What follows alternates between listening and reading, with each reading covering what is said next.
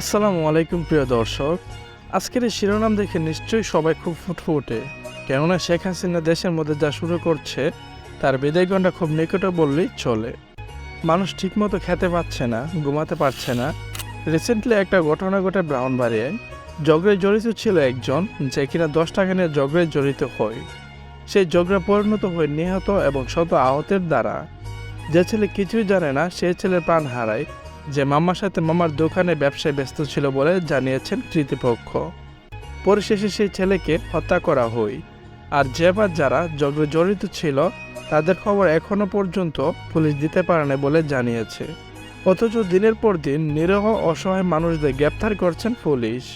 খবরে আসছে সরেল উপজেলা সূর্যকান্তি গ্রামের মানুষের চোখে ঘুম নেই। তার বিপরীত পক্ষ ছিল দুরন্তী, যাদের সঙ্গে ঝগড়ে জড়িত হয় সূর্যকান্তি নামক এক গ্রাম। আর যে প্রাণ হারায় সে ছেলের বাড়ি ছিল নাকি কোট্টাপাড়া। ছেলেটির প্রাণ হারানোর খবর এখনো পুরোপুরিভাবে যাচাই বাছাই করা হয়নি বলে জানান পুলিশ।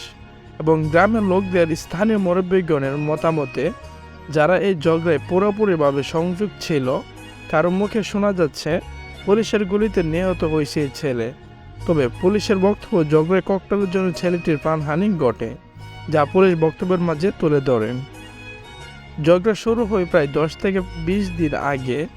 এখনো পর্যন্ত সমাধানের পথে আসেনি ঘটনাটি। এরকম হাজারো ঘটনা দেশে ঘটে যাচ্ছে, যা আমাদের চোখে পড়েনি বলে এড়িয়ে যেতে হয়। কেননা সঠিক বিচার কথা বললে আপনাকে গুম করে নেবে, আর তা না হয় নারী নির্যাতনের মামলায় আপনাকে ফাঁসিয়ে দেবে। এটাই হলো আমার সোনার বাংলা। এরকম হাজারো ঘটনা আজ আপনাদের মাঝে তুলে ধরতে পারি। আপনাদের প্রশ্ন, আমার দেশের টাকা আমার দেশে থাকবে, সেটা বাইরে কেন পাচার হবে? একটু ভাবুন তো।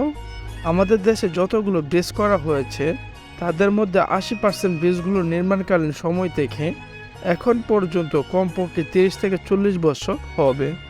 যে ব্রিজগুলোর মধ্যে উল্লেখযোগ্য কিছু নাম, প্রথমত বলতে গেলে ভৈরবের ব্রিজের কথা বলি, যার বর্তমান বয়স 50 বছর হবে প্লাস। এটা থেকে এখনো পর্যন্ত টাকা তোলা হয়। প্রত্যেকটা গাড়ি থেকে 40 থেকে 50 টাকা করে নেয়, যা এই ব্রিজ নির্মাণ করতে যা টাকা খরচ হয় তার 100 গুণ টাকা ওঠানো হয় এই পর্যন্ত। এখানে প্রশ্ন আসে, তাহলে কেন পদ্মা সেতু তৈরি করতে বিদেশ থেকে টাকা ধার নিতে হয়? যে দেশে সরকারি জনগণের সেবা দিতে ব্যর্থ হয়, এই দেশের মানুষ কি করে দেশের প্রতি আস্থা রাখতে পারে বলুন? যা আমার দেশের বিদেশে কর্মরত ভাইয়েরা মিলিয়ন মিলিয়ন টাকা রেমিটেন্সের মাধ্যমে বাংলাদেশে দিচ্ছে, তাদের কি হাল আজ? যারা লক্ষ লক্ষ টাকা খরচ করে বিদেশের বাড়িতে পা রাখে, সব আত্মীয় স্বজন ছেড়ে তাদের টাকার মোটা একটা অংশই দেশের বাইরে পাচার হচ্ছে। গতকাল ছিল ডিমের হালি 30 টাকা, আজকে গিয়ে দেখি 50 টাকা। এটা কিসের জন্য হচ্ছে, কেন হচ্ছে? আজ কি কারো কাছে এই প্রশ্নের উত্তর? প্রশ্ন রইল আপনাদের কাছে।